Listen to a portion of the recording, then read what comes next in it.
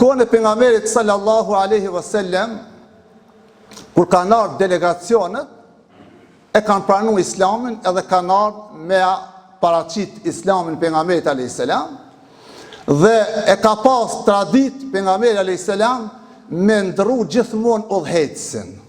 Kur kanë ardhur dhe kanë pranuar Islamin, edhe ja u ka caktuar një udhëhec më të mirë, i cili do ta përkrahfen fjalën la ilaha illallah edhe shumë gjëra tjera pozitive. E ardhen një delegacionit, thot pejgamberi selam, men seyyidukum, tha kush është ta udhëheci juve? Kush është ai që t'ju pri juve? Than, është një person që është orator, është trim, është i guximshëm, lakinnena ennena nubakhilu. Tha, ne tha vetëm se ka tha një behane, se është shumë tamaqar.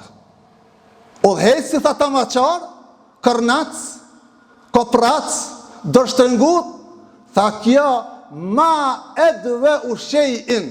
Pejgamberi sa e paraqiti, tha ma edve ushejin minda, tha nuk ka smundje ma që nuk shërohet se sa kopracia, se sa me qenë tamaqar njeri. Tha dhe nuk lejohet më ka njeriu tha tamaqar, sa e veç shkakton probleme edhe përqami edhe ndarje, tha po tamaqarin kur ti lipsh nuk tep, ku ta shoqërojsh nuk tep ushqim, nuk të ofron kur gjon, se ai menon mi mor krejt me vetin varr.